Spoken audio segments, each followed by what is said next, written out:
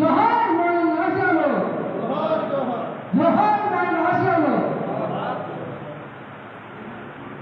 గట్టిగా అసలు ఎందుకంటే మన కోసం మనం మహనీయులు ఎన్నో త్యాగాలు చేసి వాళ్ళ హనులై ఈరోజు మన ముందు వాళ్ళ ఆశయాలు మన ముందు ఉన్నాయి కాబట్టి వాళ్ళ ఆశయాలతో ముందుకు పోయి ఒక కార్యక్రమాన్ని ఈరోజు మరి గొప్ప కార్యక్రమాన్ని చేపట్టారు. ఆ కార్యక్రమంలో భాగంగా మరి మహనీయుల గురించి జోహార్లు చెప్పుకున్నప్పుడు గట్టిగా వారికి జోహార్లు చెప్పాలి. జోహార్ మౌలానా ఆశయాలు, జోహార్ మౌలానా ఆశయాలు.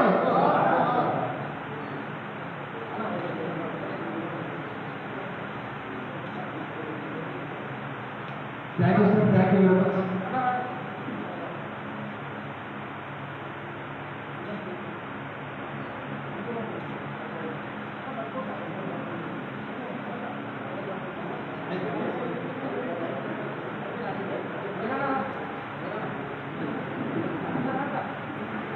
వర్ధిల్లాలి బీసీ ఎస్సీ ఎస్టీ మైనారిటీల ఐక్యత, వర్ధిల్లాలి బీసీ ఎస్సీ ఎస్టీ మైనారిటీల ఐక్యత, వర్ధిల్లాలి బీసీ ఎస్సీ ఎస్టీ మైనారిటీల ఐక్యత. జోహార్ మహనీయులకు, జోహార్ మహనీయులకు. మహనీయుల ఆశయాలను కొనసాగిస్తాం, కొనసాగిస్తాం, కొనసాగిస్తాం. I Rama Tirtha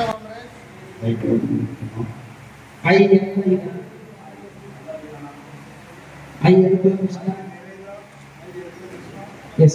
Do swear in the name of God that I will bear faith and allegiance to the bylaws of BSS as by ప్రభుత్వానికి వ్యతిరేకంగా మేము కూడా ఒక హిందువులే.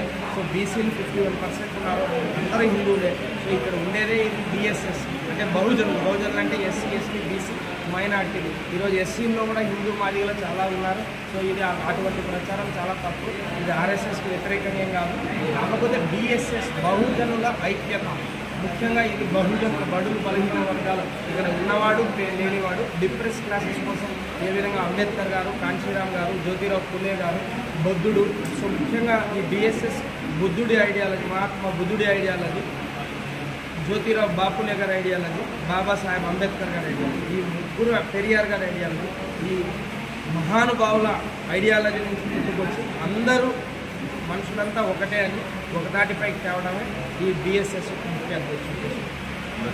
ప్రజల సమస్యల మీద రాజకీయంగా సో రాజకీయంగా ఏ విధమైన ప్రస్తుతానికి రాజకీయంగా ఎటువంటి ఉద్దేశాలు కూడా లేవని, ముఖ్యంగా ప్రజల పట్ల ప్రజలకు పేరుకుపోయిన రాజకీయ అంశాలు, సామాజికంగా రోడ్లు లేవు. ఇప్పుడు చూసుకుంటే చాలా సమస్యల్లో రోడ్లు లేవు, పావర్టీ పేదరికం కూడా అదే విధంగా ఉంది. సో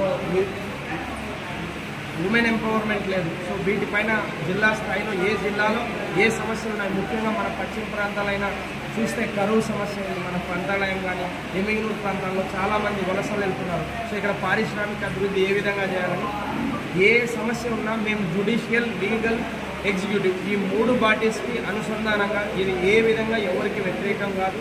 బిఎస్ఎస్ జ్యుడిషియల్గా అవసరమైతే కోర్టుల్లో పిల్స్ వేస్తాము.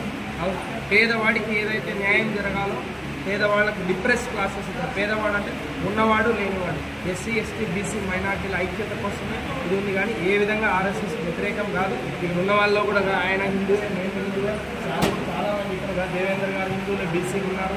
సో ఇక్కడ హిందువులైనా ఇందాక మీరు చూశారు, మేము చాలా రెజల్యూషన్స్, ముస్లిమ్స్ పైన రెజల్యూషన్స్ ఉన్నాయి, మైనార్టీ రెజల్యూషన్స్ బీసీలు పాస్ చేయడం జరిగింది, బీసీలు రెజల్యూషన్ ఎస్సీలు పాస్ చేయడం జరిగింది, ఎస్సీ ఎస్టీ రెజల్యూషన్స్ మా